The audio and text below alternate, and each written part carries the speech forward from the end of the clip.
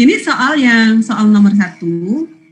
Soal nomor 1 ini tentunya kan semua sudah punya sebuah bola ditembakkan dari tanah ke udara pada ketinggian 9,1 meter. Komponen kecepatan bola dalam arah X adalah 7,6 dan dalam arah Y adalah 6,1 meter per sekon. Jika percepatan gravitasi 9,8 meter per sekon kuadrat, maka ketinggian maksimum yang dapat dicapai bola kira-kira sama dengan berapa? Kita tahu ini karena ada komponen kecepatan searah sumbu Y, maka ini pastinya gerak bola ya, dia tidak gerak vertikal.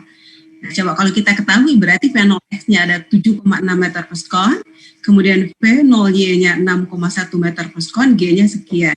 Dia tanya H maksimum. Nah, mungkin masih ingat ya, H maksimum itu sama dengan H0 plus V0Y dikuadratkan dibagi dengan 2G. Itu bukan 9 ya, 2G maksudnya ya. Maka kita masukkan angka-angkanya saja. H max berarti H0-nya tadi ada 9,1, P0Y-nya 6,1 dikuadratkan dibagi 2 kali 9,8. Jadi kalau kita cari nanti hasilnya mendekati 11 meter. Jadi itu ya. Mungkin ini tidak terlalu menjadi sesuatu hal yang baru, karena Ibu yakin kalian sudah belajar itu bahwa kalau ditanya H maksimum itu artinya kita meninjau gerak yang searah sumbu Y-nya. Mungkin seperti itu ya, cukup ya untuk nomor 1. Ya? Oke, Bu. Ya, oke. Lanjut, soal nomor 2. Oke, ini soal nomor 2. Soal nomor 2, ini ada konsepnya ada di buku kelas 11. Ya. Jadi Ibu ambilkan gambar dan rumus-rumusnya itu di buku kelas 11 fisika. Kita lihat, seorang anak yang menggunakan sepasang sepatu bersol karet dengan luas setiap solnya itu 14 cm persegi, hancur di lantai. Gaya gesek yang bekerja pada setiap kaki adalah 20 Newton. Keadaan ini menyebabkan permukaan atas sol sepatu bergeser sebesar 2,38 kali 10 pangkat minus 3 meter dari posisi awalnya. Jika modulus geser karet adalah 3 kali 10 pangkat 4 Newton per meter persegi, ketebalan setiap sol sepatu itu berapa gitu ya. Nah, ada gambar di sini, Ibu coba gambar. Gambar ini Ibu ambilkan sekali lagi di buku fisika kelas 11. Nah, lihat ini misalkan buku, di sana itu dibilang buku, apabila digeser dengan ke arah kanan ini, maka ada ke arah kiri, minus F. Mungkin bisa terlihat panah hijau. Nah, ini yang gaya gesernya. Kemudian ketebalan buku menjadi L. Nah, ini pergeserannya itu delta X. Jadi modulus geser simbolnya G sama dengan tau dibagi E kecil ya. Mungkin ini juga sudah belajar tegangan geser, ada tegangan geser, ada regangan. Tegangan geser ada tau dibagi F dibagi A, kemudian tegangan delta E sama dengan delta R dibagi L. Nah, kalau kita gabungkan, kira-kira seperti ini rumusnya. Ini kan sama-sama tau ini G kali E, yang ini tau-nya sama dengan F dibagi A. Maka kalau kita gabungkan kira-kira seperti ini, ya, G kali, dan E-nya itu adalah delta X dibagi L. Delta X-nya ini, L-nya ini, dia ada di gambar. Sehingga kalau ditanya berapa ketebalan setiap sepatunya itu, berarti L sama dengan kita formulasikan saja, berarti A kali G kali delta X dibagi dengan F. Kalau kita masukkan angka-angka semuanya, maka kita peroleh kira-kira L-nya sama dengan 5 mm. Kira-kira itu ya. Jadi dia ada tegangan geser, salah satu dari bahasannya itu tentang elastisitas bahan. Gimana yang ini cukup ya?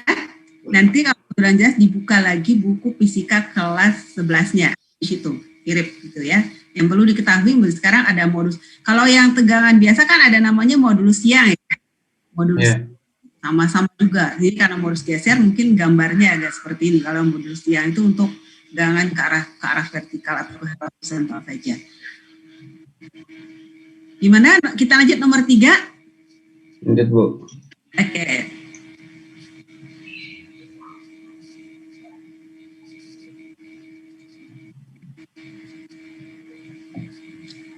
Nah, ini soal nomor 3. Nah, ini juga pelajaran kelas 11 tentang fluida mengalir. Ujung sebuah pipa silinder memiliki jari-jari 1,5 cm. Ini pro air sudah tahu kita 1000 kali kilo 7,0 meter per sekon. Laju aliran massa yang meninggalkan pipa adalah. Nah, jadi kita harus cermat dulu apa yang ditanya. Lihat itu, laju aliran massa. Nah, yang kita tahu rumus disebutkan, mungkin dilihat sebelah kanan ya. Sebelah kanan ada Q, debit itu bisa dua formula. Volume dibagi waktu, satu, kemudian debit bisa juga luas kali kecepatan. Nah, kalau kita samakan persamaan 1 dan persamaan 2, maka kita peroleh volume dibagi waktu sama dengan A kali P. Nah, kita tahu volume itu, kan kita tahu massa jenis sama dengan massa per volume, berarti volume sama dengan massa per massa jenis. Maka ada massa dibagi rho dibagi T sama dengan A kali T. Nah, pertanyaannya tadi kan laju aliran massa, berarti M dibagi T itu berapa? Nah, kalau kita bingung apa yang ditanya, kita lihat satuannya. Oh, kilogram per sekon yang dilihat di sini. Oh, berarti kalau kilogram berarti massa dibagi waktu yang ditanya. Atau nama lainnya adalah laju aliran massa. Sekarang kalau kita susun, dia menjadi laju aliran massa sama dengan rho kali A kali kecepatan. Nah, sekarang kita tinggal masukkan saja. Biasakan sebelum memasukkan angka-angkanya, lihat satuannya. Nah, ini yang nggak sesuai itu yang cuma jadi saja ya. Oke, sekarang kalau kita masukkan M dibagi T, lihat rho-nya 1,0 kali 10 pangkat 3, maksudnya ini ya, 10 pangkat 3 kg per meter kubik. Nah, A, pipa silinder, berarti A-nya itu pi R kuadrat kan, P-nya kita masukkan, R-nya 1,5 per 100, karena di sini tadi 1,5 cm ya, 1,5 per 100 dikuadratkan. Sehingga kalau kita hitung, maka jawabannya adalah 4,9 kg per sekon. Kira-kira seperti itu ya. Jadi intinya ini sama saja kita pelajari debit, tapi kita lebih cermat dalam melihat apa sih yang ditanya gitu. Nah, kalau bingung apa yang ditanya, apalagi ini kalau pilihan ganda, kita lihat oh satuannya kilogram per sekon. Nah, dari yang ditanya itu baru kita mengolah, oh berarti rumus ini diapakan ya? Oh berarti kita olah supaya yang ditanyanya adalah M dibagi T. Cukup ya nomor 3? Cukup, Bu. Oke, lanjut. Aura, kamu capek nggak? Kalau capek minta tolong sama yang lain ya. Ya Bu, enggak kok Bu. Nah, Bapak, tapi kamu dapat amalnya lebih gede dari yang lain loh ya. Waduh, bisa mempengaruhi sebanyak orang gitu ya. Oke, sekarang kita lihat soal nomor 4. Sebuah jam dinding di permukaan bumi berfungsi dengan memanfaatkan gerak pada ayunan bandul. Ini pelajaran kelas 10 semester kedua. Jika jam tersebut dibawa ke suatu stasiun ruang angkasa dan jauh dari benda-benda ruang angkasa, maka apa yang terjadi? Nah, sekarang lihat, kita mungkin masih ingat ya, waktu di kelas 10 belajar tentang ayunan bandul, bahwa periode bandul itu bisa dicari dari rumus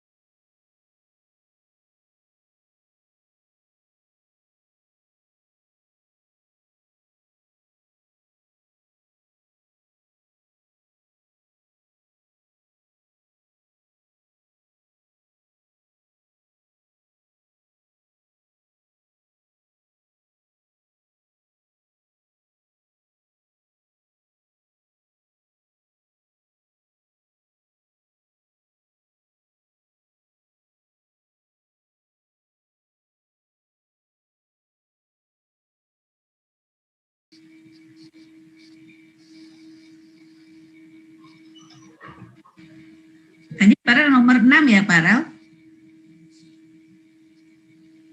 Oke.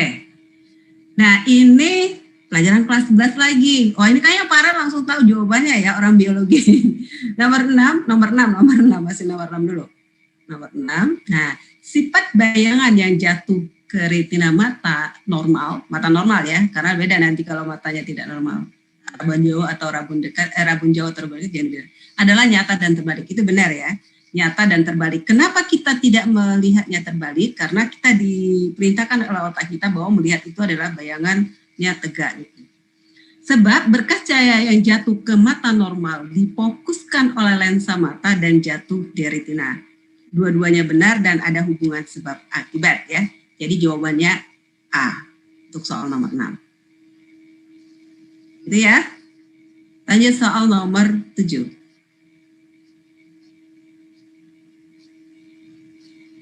Nah, ini juga pelajaran kelas 12. Pastinya kalian lebih tahu dari Ibu ya. Coba kita baca. Soal nomor 7. Energi potensial listrik, dua muatan identik. Nah, kata-katanya identik. Tapi dia walaupun identik, untuk membedakan dia simbolkan saja. Q kecil dan Q besar adalah P. Energi potensial disimbolkan P, bukan EP ya di sini soalnya. Ketika keduanya terpisah sejauh X. Jadi ada energi potensial P ketika keduanya terpisah sejauh X.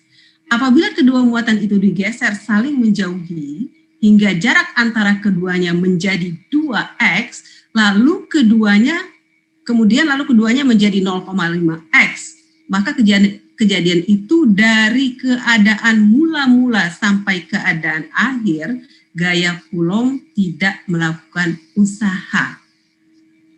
Sebab usaha oleh gaya Coulomb sama dengan minus perubahan energi potensial.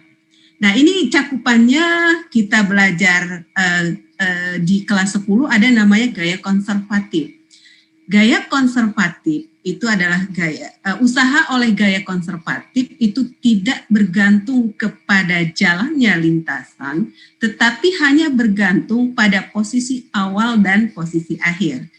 Nah, gaya-gaya konservatif itu contohnya waktu kelas 10 mungkin udah ada gaya gravitasi. Nah, begitu juga gaya listrik itu termasuk dalam gaya konservatif. Yang seperti apa gaya tidak konservatif? Gaya tidak konservatif itu ada gaya gesekan. Jadi dia berpengaruh atau berpengaruh pada sepanjang lintasannya. Tetapi kalau yang tidak konservatif tidak.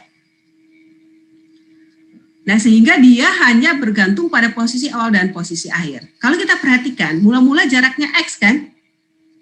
Kemudian dia buat jadi 2X. Kemudian akhir dia 0,5X. Artinya dia itu masih ada perpindahannya. Tidak pada posisi semula. Kalau dia kembali ke X berarti dia seolah-olah tidak ada berpindah ya.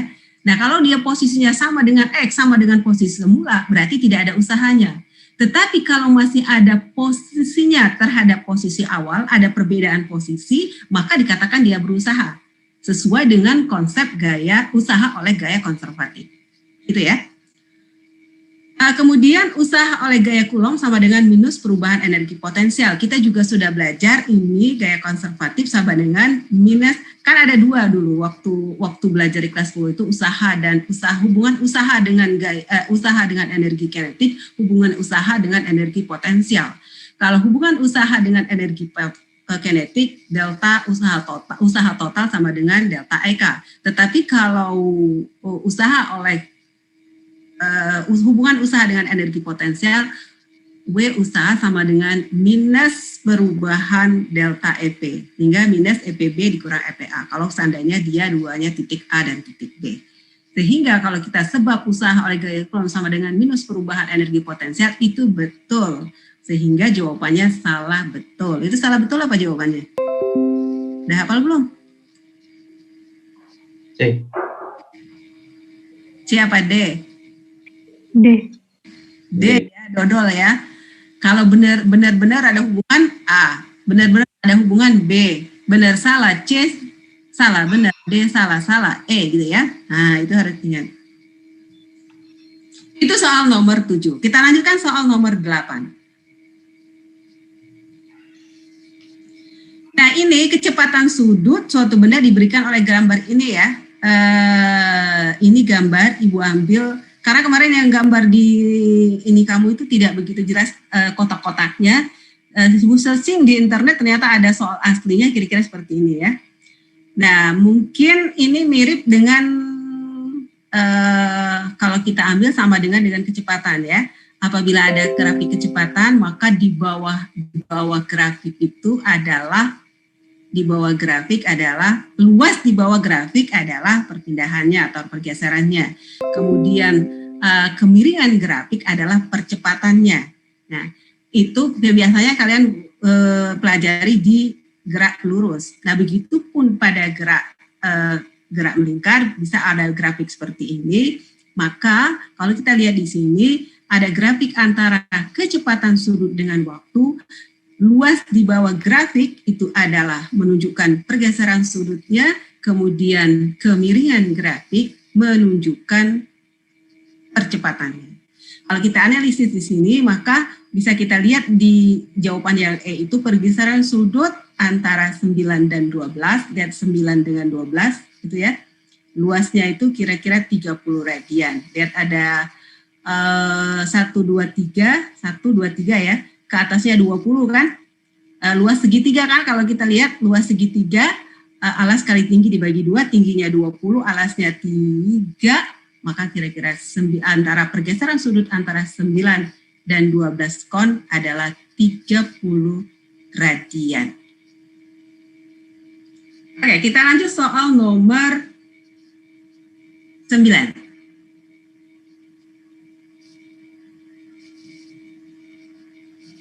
Nah, ini soal ini udah biasa dan kayaknya udah pernah kalau udah ngelewatin kelas 10 kayaknya udah belajar soal ini ya. Nah, kita lihat soal nomor 9. Sebuah lemari besi dengan berat 30 Newton awalnya dalam keadaan diam, ditarik oleh gaya dengan arah membentuk sudut theta di atas garis horizontal mendatar, di mana cos theta adalah 3/5. Apabila koefisien gesekan statik dan kinetis antara lemari besi dan lantai berturut-turut 0,5 dan 0,4, gaya gesekan kinetik yang bekerja pada lemari besi adalah 72 Newton dan besar percepatan gravitasi 10, maka percepatan lemari. Nah, lihat hati-hati soal ini karena dia sudah bercerita tentang ada gesekan kinetik, berarti 0,5-nya tidak berpengaruh kan? Yang akan kita perambil itu 0,4, itu sudah kata kunci. Karena dia sudah bilangnya gesekan kinetik, berarti mu k kali dengan gaya normal. Kita tahu apabila disajikan dua koefisien gesekan, yang kecil itu yang kinetik, yang besar adalah yang statik. Oh, berarti kita nggak usah ikutan 0,5, nggak usah kita pakai. Karena soal ini sudah menunjukkan ke arah bergerak. Oke, sekarang kita lihat. Nah, ini Ibu coba gambarkan ini di sini di bawah itu ada gambar balok warna orange biar semarak. Nah, ada W-nya 300 Newton, kemudian ditarik dengan gaya F yang kita tidak tahu, tapi yang jelas dia ada cos 3/5 dan sin berarti 4/5 ya. Sehingga kalau gaya F itu kita uraikan ke arah sumbu X, dia menjadi 3/5 F. Dan itu dari F cos theta ya, mungkin saya ingat. Kemudian yang arah sumbu Y sama dengan 4/5 F dari F sin theta. Kemudian diketahui gaya gesekannya FK sama dengan 72, ada gaya normal ke atas. Nah, sekarang yang ditanya itu maka percepatan berapa? Nah, tetapi kan kita tidak tahu 3/5 F-nya. Oke, sekarang kita lihat gaya searah sumbu Y. Sigma gaya pada sumbu Y sama dengan 0. Kenapa 0? Karena benda ini tidak bergerak searah sumbu Y. Ada apa saja pada sumbu Y? Ada N ke atas, 4/5 F ke atas, W ke bawah. Sehingga kita tahu bahwa gaya normal sama dengan 300 dikurang 4/5 F. Nah, di soal sudah diketahui bahwa FK-nya 72. Kita sudah tahu FK sama dengan mu K kali N. FK-nya 72, mu K-nya 0,4. N-nya tadi kita ambil yang dari atas, 300 dikurang 4/5 F. Sehingga kalau kita hitung, maka kita dapatkan F sama dengan 150 Newton. Nah, kalau sudah F-nya dapat, berarti kita bisa menghitung berapa besar percepatannya. Nah, kita lihat. gaya searah sumbu X. Sigma Fx sama dengan M kali A. Sigma Fx apa? 3/5. F ke arah kanan dikurang dengan FK sebelah kiri ya. Berarti 3/5 kali 150, F-nya sudah kita dapat tadi, minus 72 sama dengan 30A. 30 berasal dari beratnya 30 Newton dan G-nya 10, maka masanya adalah 30 ya kali A. Sehingga kita peroleh A sama dengan 18/30 meter per sekon kuadrat. Sehingga jawabannya adalah B. Sudah? Oke, kita lanjut soal nomor 10. Nah, ini soal nomor 10. Seorang pemain bola menerima umpan lambung. Bola yang masanya 0,4 kg datang dengan kecepatan 12 meter per sekon dan arahnya 30 derajat terhadap garis horizontal. Setelah ditendang ke arah gawang lawan, kecepatan bola berubah menjadi 15 meter per sekon dengan arah 30 derajat terhadap arah garis horizontal. Jika waktu kontak bola dengan kaki dan adalah 0,01 sekon, maka gaya yang diterima bola dalam arah vertikal berapa? Nah, ini yang kata-katanya itu. Jadi sebelum mencari itu, jangan sampai kita udah mencari rumit, nggak tahu yang ditanyakan sederhana. Karena yang ditanya itu gaya yang diterima bola dalam arah vertikal saja. Berarti kita fokus ke arah vertikal, nggak usah yang horizontal, walaupun tahu ya, nggak usah. Karena repot ngelamain aja. Oke, sekarang kita lihat ini momentum itu adalah besaran vektor. Dia karena membentuk sudut, kita sudah tahu momentum. Momentum adalah massa kali kecepatan, itu rumus simpelnya. Tetapi karena dia dalam bentuk vektor, berarti bisa kita buat menjadi MVXI ditambah MVYJ. Karena tadi ada sudutnya. Nah, karena 30 derajat terhadap horizontal, berarti P sama dengan MV cos theta I ditambah MV sin theta J. Begitu juga V aksennya, MVX aksen I plus MV aksen J. Nah, kita masukkan semuanya. Berarti ingat kita fokusnya ke arah sumbu Y saja. Nah, makanya dituliskan ibu tanya, yang ditanya, Farel, ibu nggak bisa lihat tertutup. Nah, bisa nggak view-nya gimana ya, merubah view-nya itu supaya ibu bisa lihat layar semuanya ya. Exit dari supaya orang-orang ini bisa berada di atas itu loh. Oh iya Bu, sebentar Bu. Nah, maaf. Biar bisa lebih jelas ininya.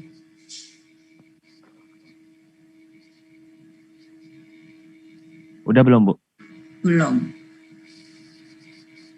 Wah, di saya udah nggak ada. Exit view-nya itu kalau nggak salah dia tidak total semua. Sehingga orang-orang itu berada di atas itu, jadi ininya lebih bisa dilihat.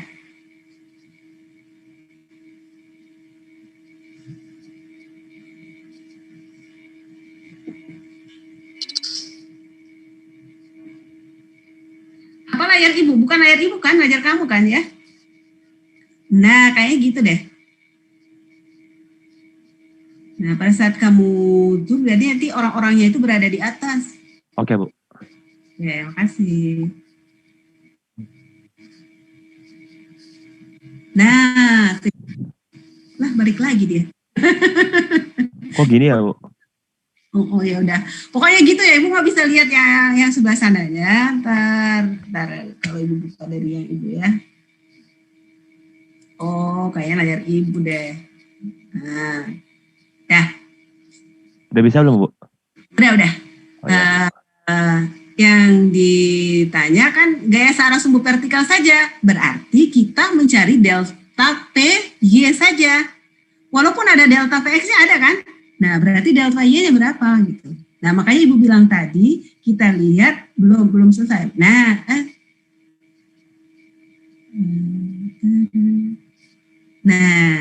kalau kita lihat, maka dia jadi menjadi sederhana kan?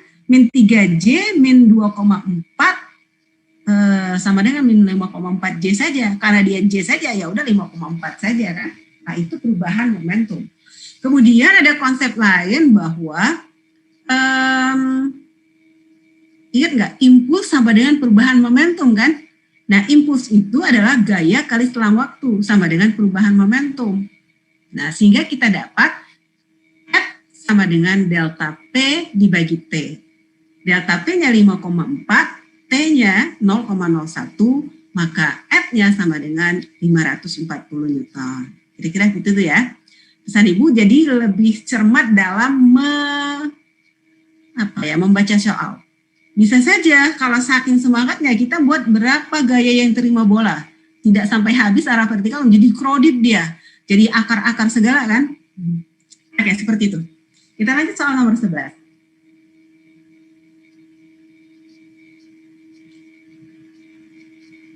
Nah, ini soal nomor 11 mirip dengan soal nomor berapa tadi ya. Ini juga tentang regangan gitu, elastisitas bahan. Kawat jenis A dan B memiliki panjang dan diameter yang sama dengan modulus yang berbeda.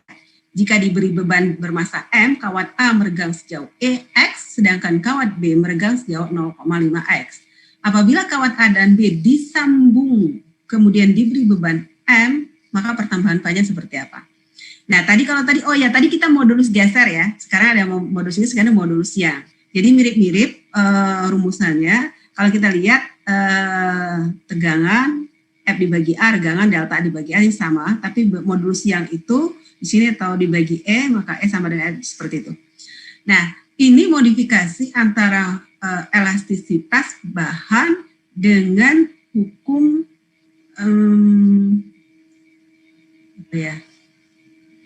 ada yang ingat nggak? Lupa Ibu namanya, hukum apa? Apa, Bu? Yes. Nah, sekarang kalau kita lihat ini, berarti A sama dengan A dikali E, maksudnya kawat A dibagi L, dan kawat B, KB, A kali modulus yang B dibagi L. Dengan memodifikasi bahwa FL A dibagi LA, maka bisa kita peroleh EA itu atau modulus yang A sama dengan MGL dibagi X kali A. Nah, X ini adalah meregangnya, itu diganti dengan delta X, dan F itu beratnya M kali G. Maka F itu bisa diganti dengan MG dan ini L, dan delta X-nya sesuai dengan ini. Kalau delta X-nya yang AX, yang A-nya tetap A. Kalau yang B, lihat dibagi M, tapi dia meregangnya setengah X. Sehingga efek dari setengah X, maka modulusianya jadi setengah dibagi setengah kan 2-nya naik ke atas. 2 MGL dibagi, nah dia meregang X dikali A. Nah, kira-kira begitu. Kemudian disambung. Arti disambung berarti keduanya dihubungkan secara seri. Nah, berarti seperka seri sama dengan seperka A ditambah dengan seperka B. Jadi dia berkebalikan dengan hambatan. Kalau hambatan itu seri dijumlahkan ya. Kalau kawat, maka seri itu diseperkan. Nah, berarti seperka seri berarti seperka A. Ya, A tadi sama dengan EAL. Gitu ya. Berarti L-nya naik ke atas dibagi dengan AE, begitu juga yang B, L-nya naik ke atas, L dibagi A, EB. Nah, berarti kalau kita hitung berapakah serinya itu sama dengan A dibagi L dikali modulus yang A dikali modulus yang B dibagi modulus yang A ditambah modulus yang B. Nah, sehingga kita lihat, tadi kita kan disambung berapa panjangnya kalau dia disambung seri. Berarti masukkan lagi ke rumus F sama dengan K seri kali pertambahan panjang seri, delta LS-nya. Nah, karena ditanya pertambahan panjang delta S-nya, berarti delta LS-nya, berarti delta LS sama dengan F dibagi K seri. Yang F-nya tetap. Kenapa? Karena dia masih bebannya M. Berarti tetap MG kan? tetap mg. Nah, terus K serinya kita masukkan yang di atas tadi. Nah, setelah kita hitung-hitung, maka delta S itu delta L seri, maksudnya setelah disambungkan, kita peroleh 3/2 X. Kira-kira itu ya. Untuk soal nomor 11. Lanjut.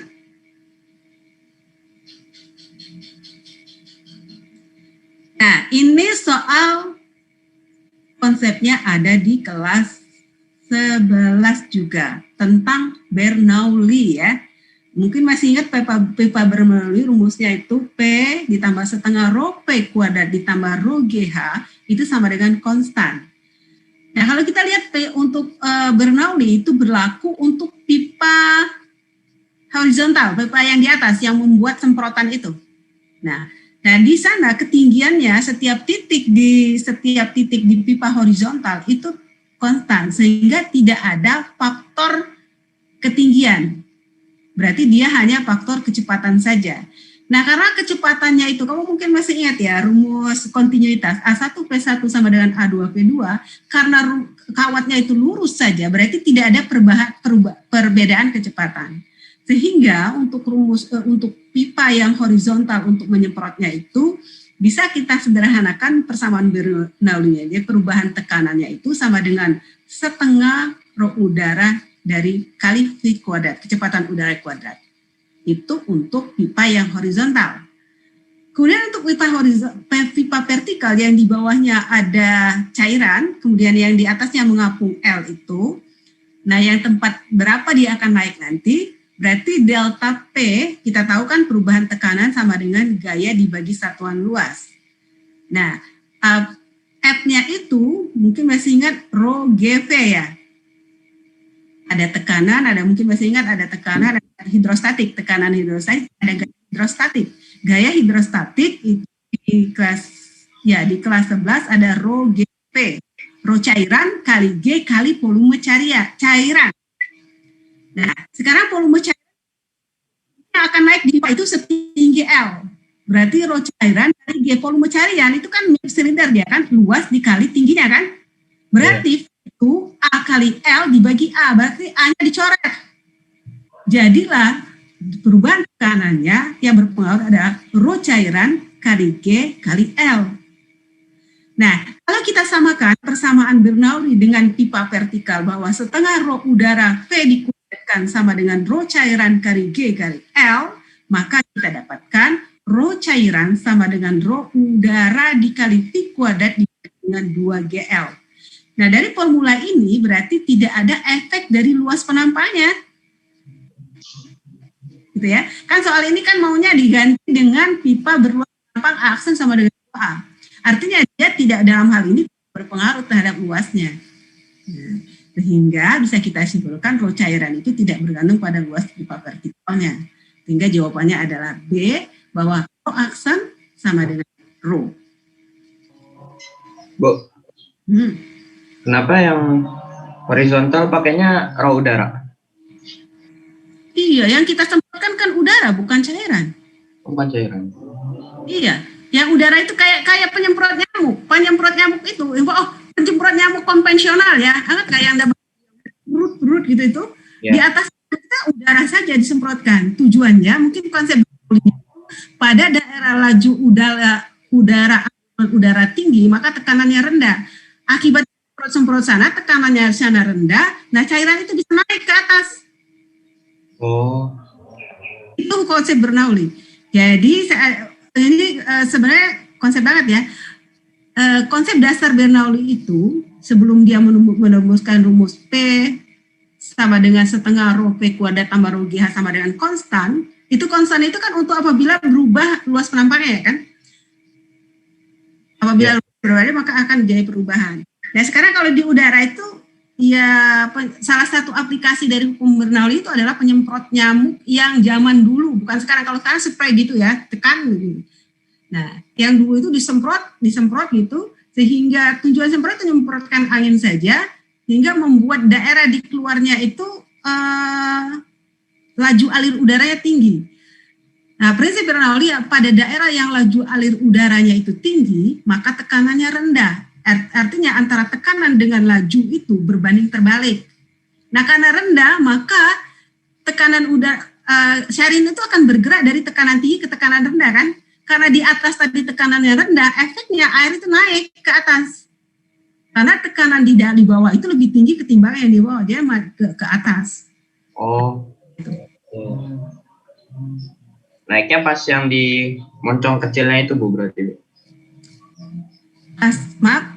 Kan di moncong kecilnya kan kecepatan udaranya tinggi. Yang horizontal kecepatan udara, yang vertikal air. Bahkan air naik itu akibat semprotan dari udara yang pipa vertikal. Kenapa mesti disemprot? Supaya laju alir udara di sekitar itu tuh tinggi alir udara. Karena laju alir udaranya tinggi, maka tekanannya rendah. Jadi kita mau tekanan daerah itu rendah. Nah, bagaimana supaya tekanan rendah? Ya tekanan rendah, kita semprotin itu. Udaranya kita ganggu supaya kecepatan alirnya tinggi. Mungkin kamu ada juga tahu belajar waktu di kelas 11 itu kan efek gaya angkat sayap pesawat terbang kan. Kenapa dia ada daya angkat sayap pesawat terbang? Karena didesain sayapnya itu dibuat laju alir udara di atasnya itu cepat kan. Efeknya karena dia cepat maka tekanan di atas itu rendah. Tekanan di bawahnya tinggi maka dia ada ngangkat kayak gitu. Seperti ini juga konsepnya. Jadi beberapa aplikasi dari persamaan Bernoulli. Gimana? Iya, Bu. Lanjut soal nomor 13. Nah, kalau ini karena soal yang paling gampang gitu ya. Dibaca saja mungkin semuanya sudah bisa kalor jenis S, tapi kalau untuk soal ini lebih dalam membaca saja. Kalor jenis S akan ditentukan dengan cara memberikan kalor 400 kJ pada 2 kg es bersuhu minus 10 derajat. Jika kalor lebur es 340 kJ per kilogram dan setelah terjadi keseimbangan termal tersisa 0,95 kg es, berarti es itu tidak mencair semua. Artinya prosesnya itu pada saat es melebur ya. Maka kalor jenis es pada percobaan tersebut adalah, nah mungkin gampang saja ya. Ini kita pakai azas Black, Q yang serap sama dengan Q yang memberikan gitu ya. Yang memberikan siapa? Ya si air tadi ya. Yang menerima siapa? Si S. Maka kalau kita lihat ini di diagramnya, Q1 dan Q2 itu yang menerima, Q3 yang memberi. Q1 itu adalah perubahan S dari min 10 derajat menjadi 0 derajat, kita tuliskan sebagai MS kali CS kali delta T. Nah, Q2 tadi masih tersisa, berarti dia belum habis semua. Berarti M kali LS atau kalor lebur S sama dengan 4 kali 10 pangkat 5. Itu kalor yang dimasukkan tadi ya, 400 kJ menjadi kita tuliskan 4 kali 10 pangkat 5. Dan kita masukkan saja satuannya sudah sama, 2 kg, CS-nya, T-nya, CS-nya dicari, delta T-nya 10, dari 0 min 10 jadi 10, M-nya 2 kurang 9,5. Oh ini ada kurang ya, maaf ya. 2 minus 0,95 dikali berapa itu harusnya? Dikali 3,4 kali 10 pangkat 5 ya. Mungkin mana Parel? Parel tambahkan aja di samping sini. 2 kali minus 0,95 kali dengan, itu kopi aja yang 340 itu. 340 di atas di soal. Nah,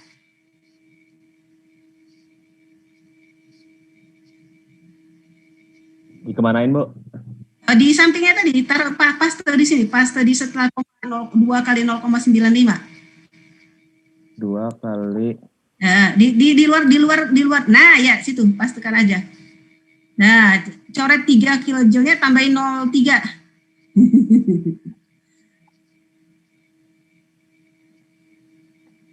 Iya, udah sip. Dah. Insya Allah jawabannya seperti itu ya. Tadi lupa menuliskan saja.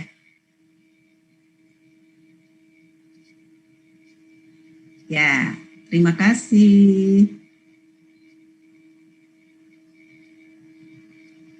Nah, jadi dia dikali dengan Insya Allah seperti itu, gampang kok.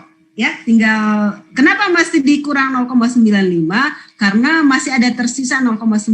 Jadi tidak semua es itu mencair. Tidak semua melebur. Oke, lanjut soal nomor 14.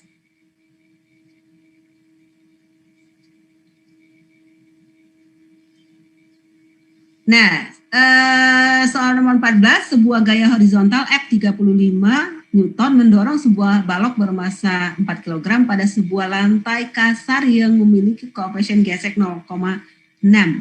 Pernyataan di bawah ini yang benar berapa? Usaha yang dilakukan gaya tersebut apabila balok berpindah sejauh 3 meter adalah 105. Benar ya? Gaya tersebut. Dia tidak bilang gaya total kan? Gaya tersebut. Yang disebutkan gaya cuma F saja, bukan gaya totalnya. Oke. Berarti dia 35 kali 3 saja 105. Oke, benar. Soalnya soal nomor 2, perubahan energi kinetik. Nah, kita lihat delta EK sama dengan W total. Perubahan energi kinetik berarti W total berarti gaya total. Gaya total yang mendorong 35 harus dikurang gaya gesekan karena ada koefisien gesekannya dikali S. Berarti kalau kita masukkan 35 dikurang FK itu kan apa tuh? Mu K kali gaya normal ya. Berarti 0,6 kali 40, W-nya itu 40, karena tidak ada gayanya ditorong horizontal, berarti tidak ada efek yang lain, kali 3, maka kita dapatkan 33 Joule, berarti salah. Kemudian total energi yang hilang. Jadi total energi hilang sama dengan usaha yang dilakukan oleh gaya gesek. Berarti W sama dengan FK kali jaraknya. Nah, FK sama dengan mu K dikali N, mu K-nya 0,6, N-nya dalam hal ini sama dengan berat, sama dengan 40, kali 3 sama dengan 72 Joule. Kecepatan tetap, ya salah, karena ada perubahan energi kinetik. Tidak mungkin kecepatannya tetap, pasti dia akan berubah. Sehingga jawabannya 1 dan 3. 1 dan 3 juga pilihannya apa? 1 dan 3 itu B. B ya. Oke. Kita lanjut soal nomor 15. Nah, soal nomor 15 ini juga pelajaran kelas 11 ya. Pernyataan-pernyataan yang benar dari superposisi gelombang. Gelombang pertama dengan bersamaan 3 cos 2 kx min omega t minus pi, dan yang kedua 8 cos dalam kurung kx plus omega t plus 7 pi. Jadi kalau untuk menjawab pertanyaan ini, persamaan gelombang bisa saja dinyatakan dalam sinus, bisa saja dinyatakan dalam cos, itu oke. Tapi kamu harus tahu persamaan gelombang berjalan seperti apa. Itu dituliskan di bawah, Y sama dengan plus minus A sin omega T minus plus KX. Nah itu di buku kelas 11, itu masih mungkin kalau masih ada. Nah, kalau sudah tahu rumus ini, yang rumus dasarnya mau dibolak-balik orang, mau KX duluan, mau Pi duluan, mau Omega duluan, kita tidak akan bingung, karena sudah tahu dasarnya seperti itu.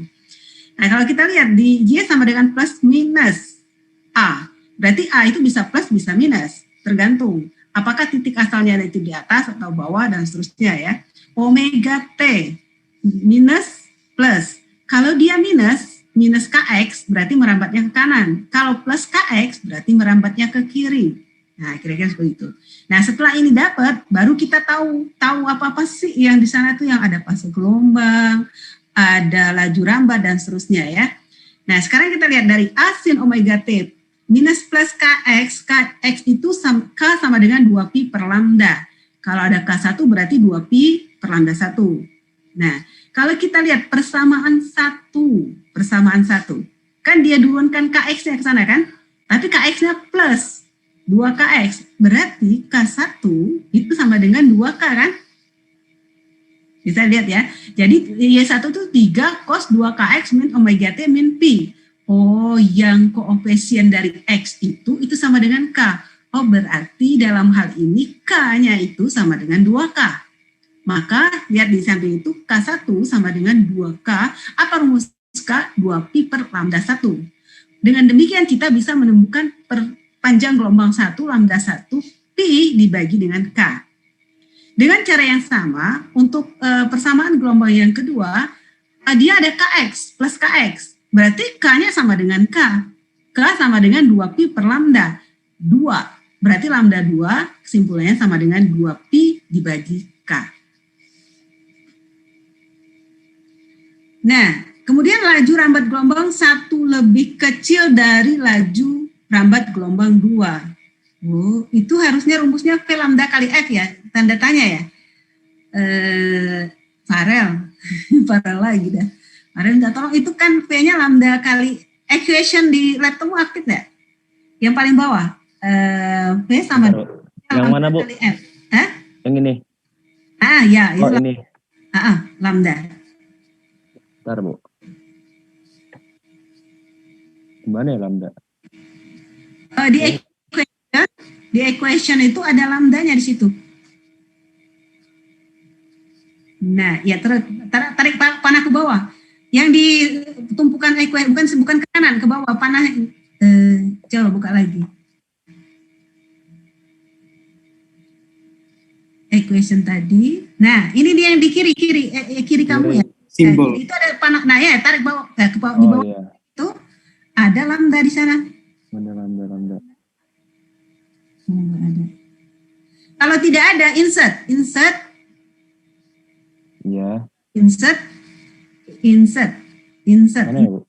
Di samping home ada insert. Iya. Nah, insert. Terus ada simbol. Jadi di situ ada lambda. Oh, normalnya diganti simbol dulu. Tulisannya ya, simbol. Bu, kenapa nggak di-copy dari yang ada tulisan lambdanya aja? Oke, bisa juga sih. Coba di sana dicari ada lambda. Itu lambda ada itu di baris 1, 2, 3, 4. Di question itu nggak ada lambdanya. Di yang fase gelombang Lalu saya grogi Bu. ada lambang lambda. Oh iya ada Bu. Oke. Terus gitu deh, boleh ya? Udah sip. Yang penting gitu ya maksudnya. Karena yang nomor 1 itu kita diminta mencari laju rambat gelombang 1 persamaan 1 lebih kecil dari laju gelombang rambat kedua. Nah, P1 kan tadi lambda 1 pi per K. Nah, F-nya itu omega dibagi 2 pi. Nah, kebetulan dia sama-sama omega kan, omega tidak ada perbedaan. Kalau yang K-nya itu ada 2K, ada K. Berarti omega sama saja. Berarti V1 omega dibagi 2K, V2 omega dibagi K. Berarti V1 lebih kecil dari V2 kan? Berarti persamaan 1 adalah benar.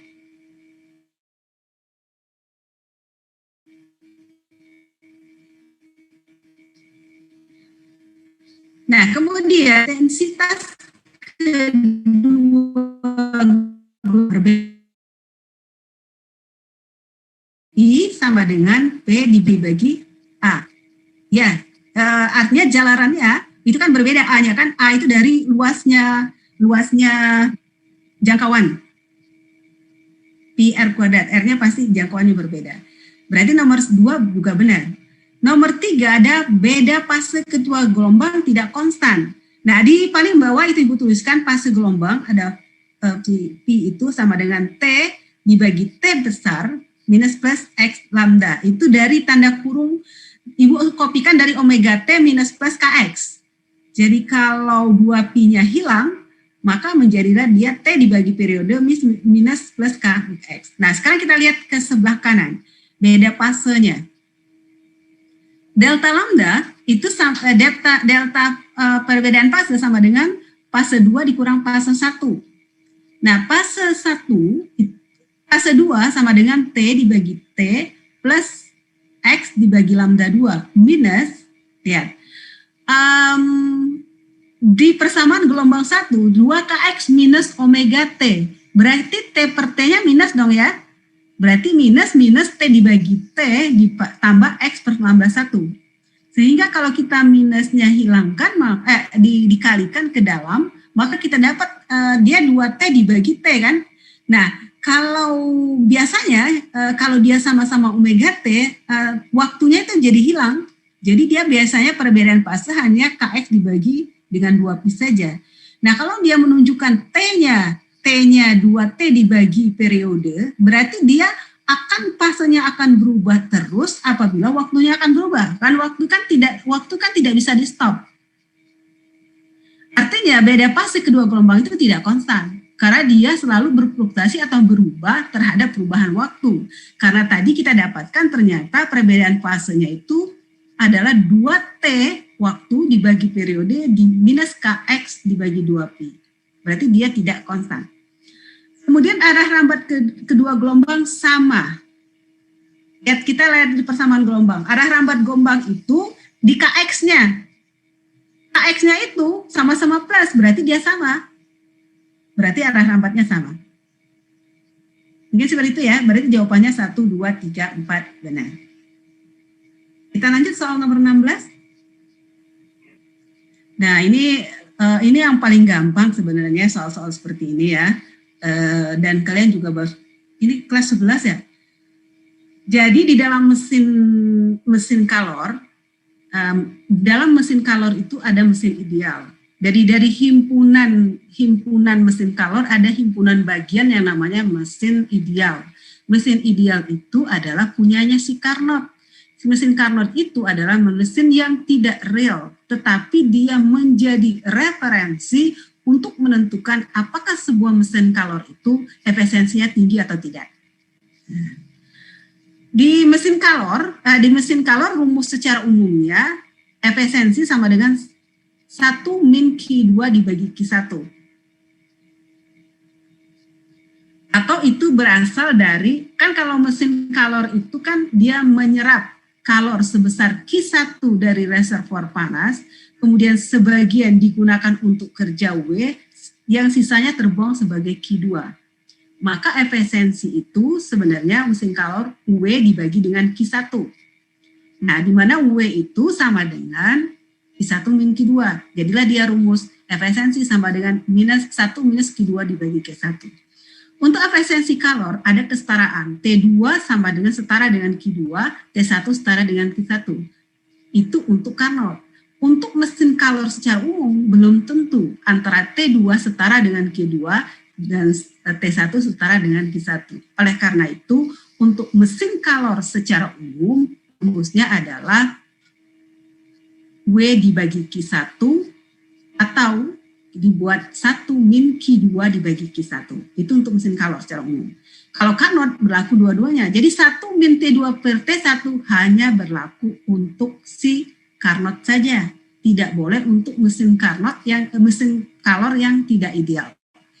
Sekarang rumusnya seperti itu, dan ingat bahwa T-nya harus dalam Kelvin. Jadi diubah dulu, Q1-nya 1250. Nah ingat, menyerap Q1, berarti menyerap itu Q1 dengan formula yang ada, harus tahu berarti Q1 yang diserap lebih tinggi dari Q2 yang dibuang ya. Q1 1250, Q2 700, dan seterusnya.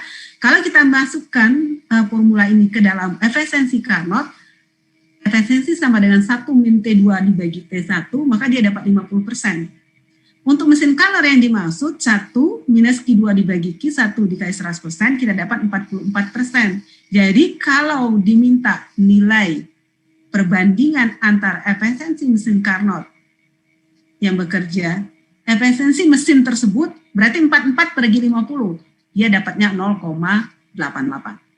Itu yang dimaksud. Bu, Ya. Kan ini kan kalau di soal ini kan diketahuinya satu siklus saja, Bu. Kalau misalnya ada 2 siklus gitu, maksudnya yang dari temperatur kalau misalnya 2 siklus menghasilkan sekian joule, tapi siklus yang selanjutnya beda lagi gitu. Bisa saja karena dia kalorinya sudah terserap. Kayak gini, kalau dia mesin ideal pasti karena kalau mesin ideal reversible, balik lagi seperti itu, balik lagi reversible dia. Tetapi kalau dia tidak mesin ideal seperti mesin kalor yang 1 min Q2, ya bisa saja dia seperti itu. Tetapi kalau dia mesin ideal harusnya konstan karena dia reversible, balik lagi ke posisi semula, dia mengolah seperti itu, balik lagi. Tetapi kalau dia tidak ideal, ya itu tadi berkurang pasti berapa Q yang diserapnya, berapa yang terbuangnya, berapa usaha yang bisa dimanfaatkan dari mesin tersebut. Kita lihat setiap siklusnya berapa. Kalau ini kan setiap siklus berarti dia konstan 700. Seperti itu. Dan hanya dia mau lihat satu siklus saja ya. Jadi harus cuma dalam membaca soalnya mesti pada intinya. Oke, lanjut nomor 17.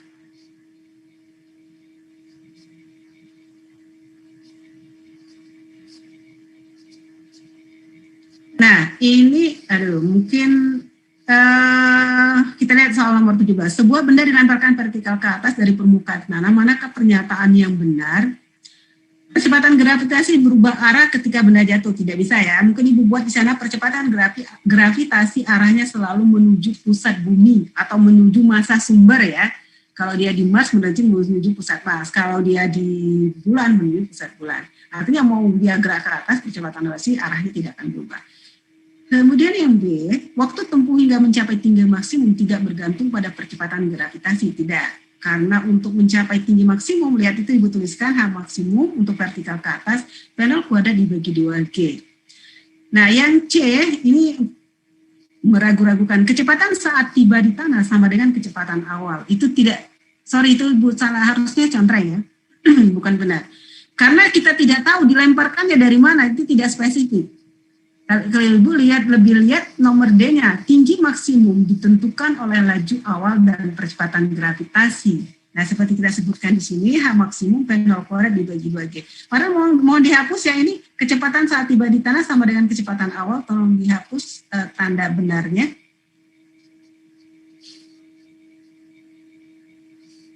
Iya, tidak begitu tepat ya, tergantung dengan ada ketinggian yang sama, kecepatan benda selalu sama, belum tentu juga. Belum tentu juga dia dilemparkan dari posisi yang sama atau tidak. Gitu ya. Mungkin menurut Ibu yang paling tepat dari ini yang melakukan tinggi maksimum ditentukan oleh laju awal dan percepatan gravitasi, jelas dari persamaan ini. Oke, kita lanjutkan soal nomor 18.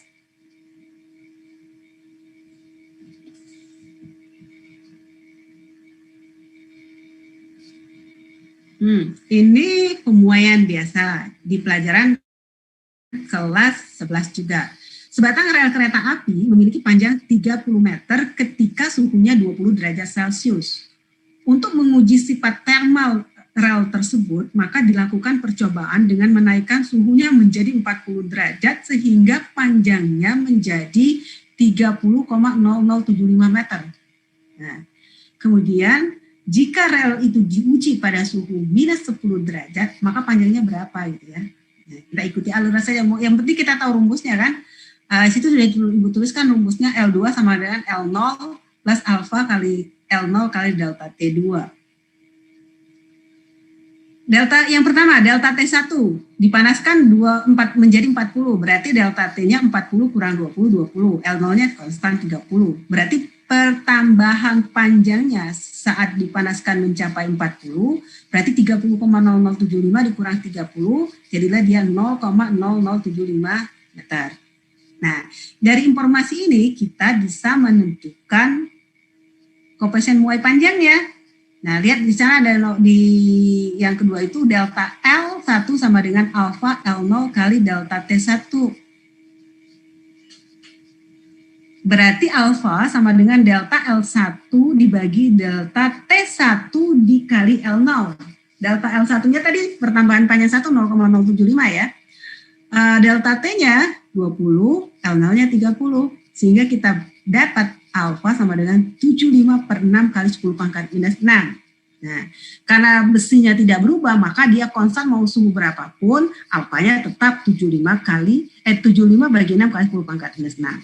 Selanjutnya kita lihat si rel ini diuji pada suhu min 10 derajat. Berarti delta T2-nya min 10 dikurang 20 dengan suhu awalnya. Berarti dia minus 30 derajat.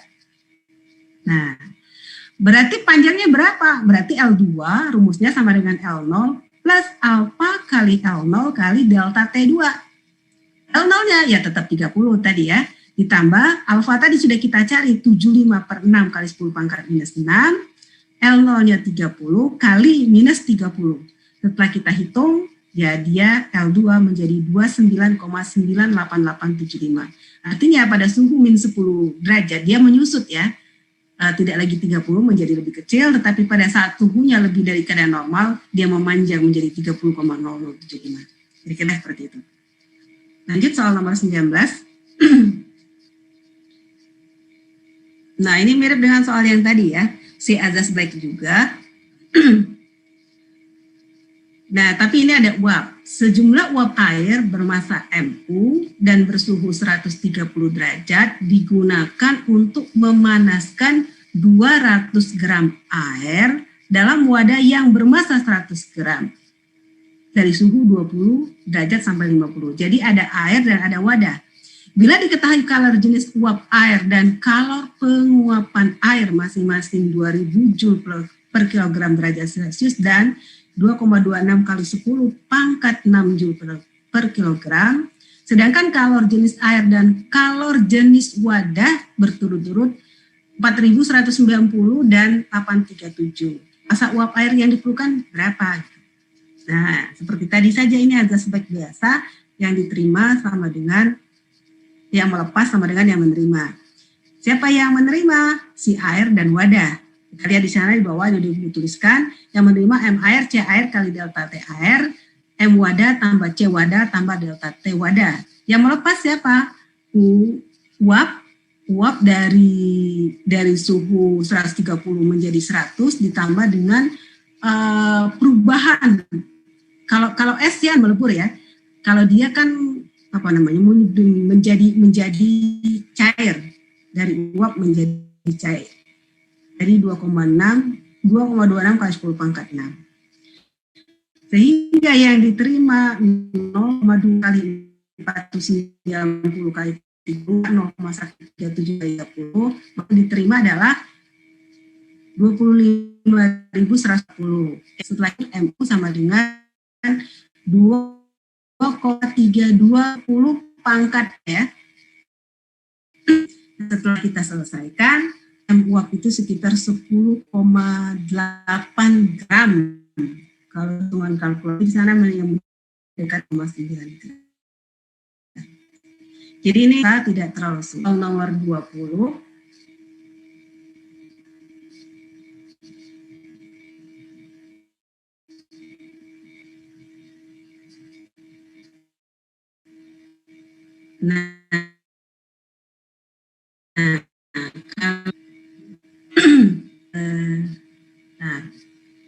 Padahal ini ada yang rumus cepatnya ya.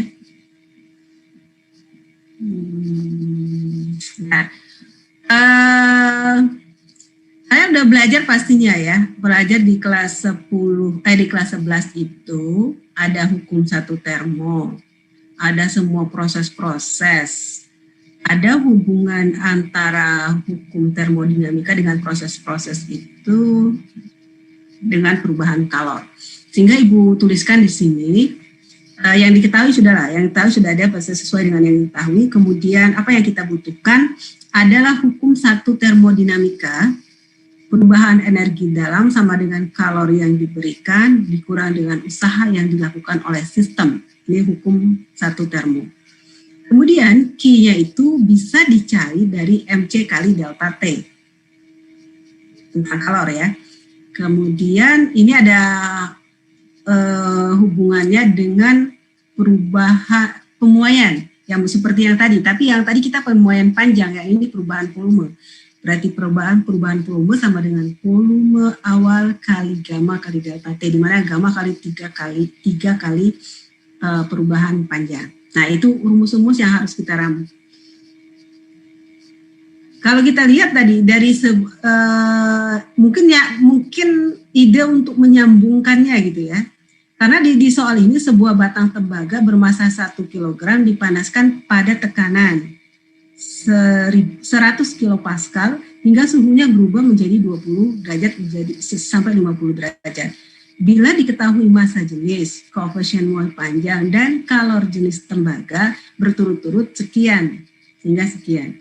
Sehingga kemarin kita pastikan dulu ternyata hukum satu termo itu kan kalau di bahasan fisika itu kan banyaknya dipakai untuk gas. Ternyata dia adalah general, umum.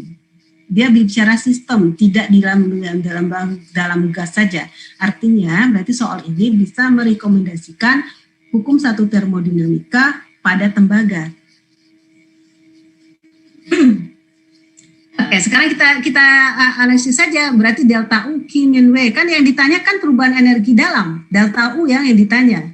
Berarti kita harus mencari Q, kita mencari W. Q itu bisa dicari dari MC kali delta T. Nah, M-nya adalah M tembaga, C-nya sudah diketahui, dan deltanya ada. Dapatlah dia 11.610 Joule. Nah, kemudian usaha, kita lihat. Sebuah batang tembaga bermasa 1 kg dipanaskan pada tekanan 100 kilopascal. Berarti kita simpulkan dia selalu pada tekanan itu. Jadi kalau kita tak berbicara proses-proses, berarti prosesnya isobarik ya. Maka lihat yang abu-abu diputuskan W sama dengan P kali delta V. Ada perubahan volume. Sehingga perubahan volume itu terjadi pada saat dia memuai, pada saat dipanaskan dari 20 derajat menjadi 50 derajat. Maka kita punya perubahan volume. Nah, perubahan volumenya sama dengan delta P sama dengan V0 kali gamma kali delta T. V0-nya ada di sana.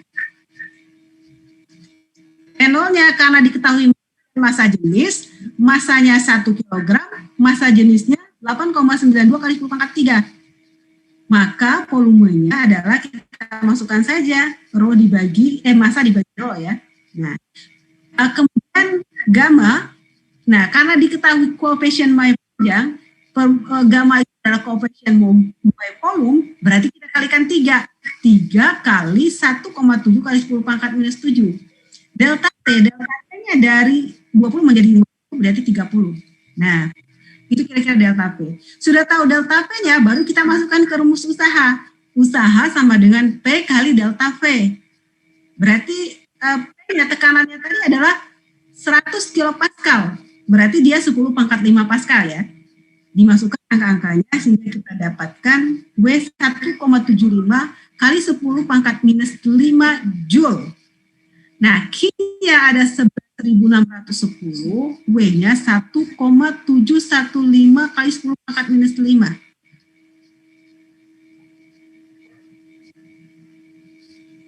Gitu ya. Yeah.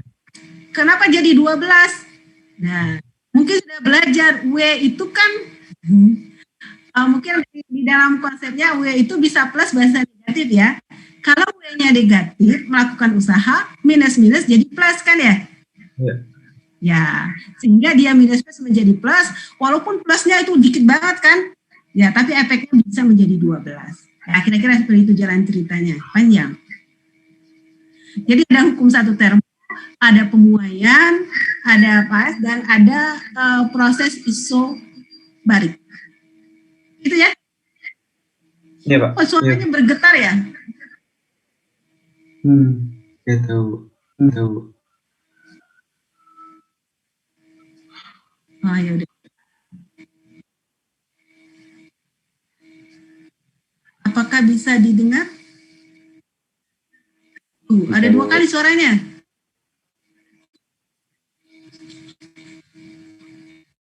Bisa, Bu.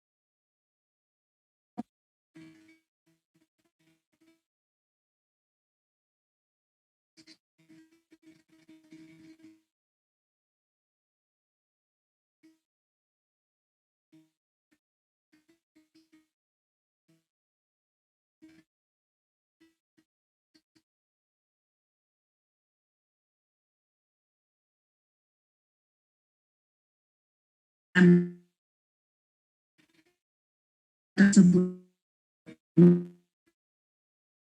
akan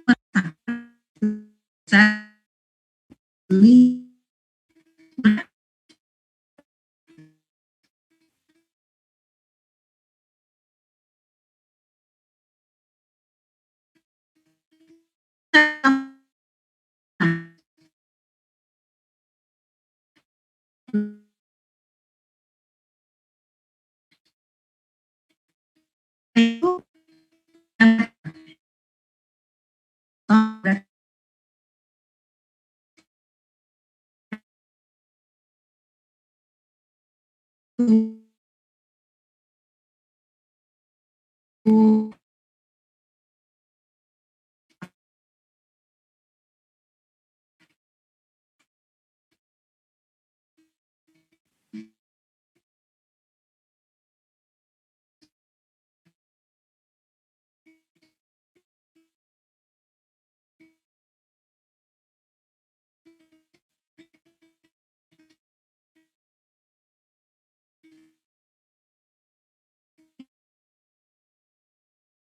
tidak di sekolah, tidak menggunakan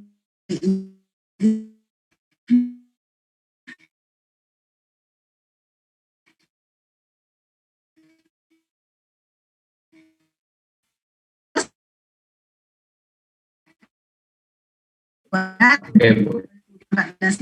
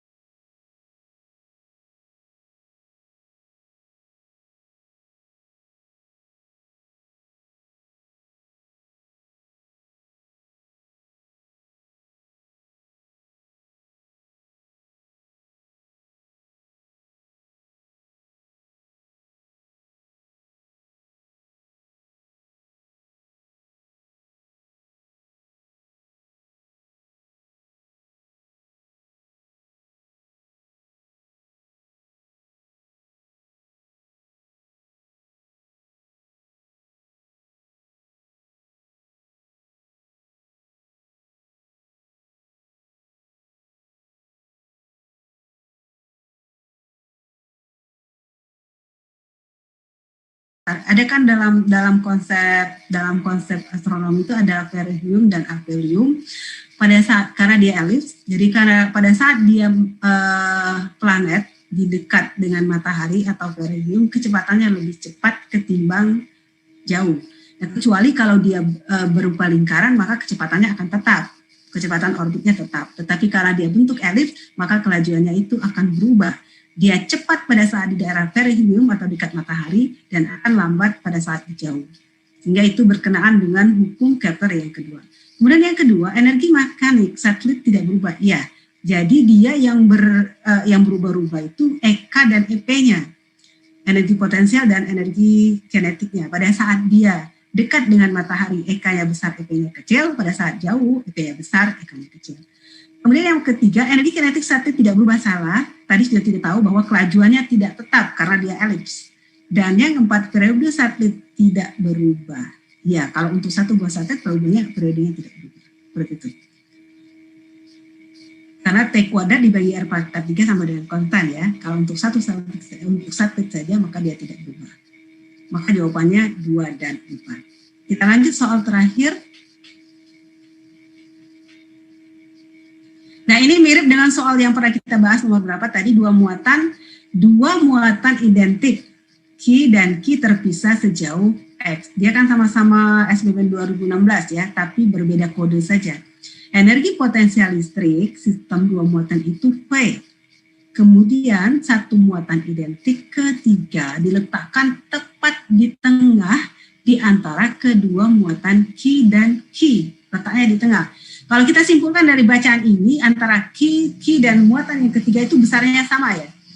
Pada kejadian itu, gaya Coulomb melakukan usaha. Tidak melakukan usaha ya, gaya Coulomb di tempat itu tidak mau, karena tidak berpindah. Orang ditempatkan di tengah-tengah itu tidak berpindah. Kemudian yang sebab gaya Coulomb total yang bekerja pada muatan 3 sama dengan 0. Betul ya, dia diletakkan di tengah-tengah, ketiga muatannya itu sama, berarti gaya Coulomb-nya mungkin seperti itu ya, cukup, Karel? Bisa stop. Nah,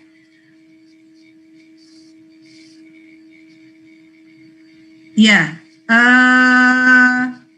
itulah dinamikanya. Di sini banyak ya Bu, ada yang suaranya putus-putus. Makanya Ibu fasilitasi dengan adanya PPT supaya nanti kalau Ibu putus-putus mudah-mudahan aja bisa dibaca ulang ya. Itu sedikit tentunya tidak akan cukup dengan 2 jam itu bisa membahas semuanya. Oleh karena itu Ibu anjurkan kalian harus